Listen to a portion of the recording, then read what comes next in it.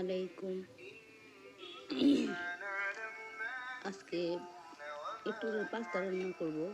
খুবই ক্ষুধা লেগেছিল বিকেলবেলা নাস্তায়, তাই পাস্তা রান্না করলাম। ফুলকপি, ক্যাপসিকাম আর ডিম দিয়ে। ফ্রিজ থেকে মুরগি বের করা হয়নি। মুরগি বের করলেও এখন রান্না করার হবে না, তাই ফ্রিজ থেকে মুরগিটা বের করিনি।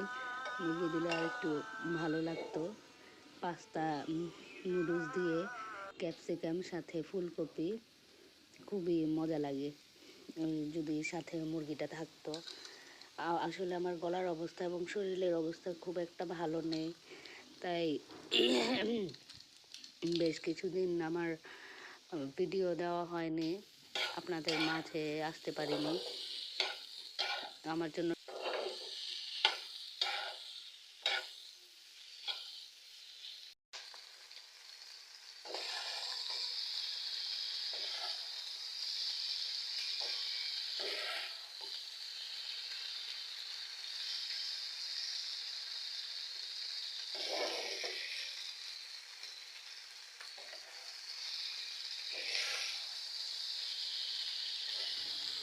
আমি বর্তমানে আছি হচ্ছে বিক্রমপুরের সৈয়দপুর এলাকাতে।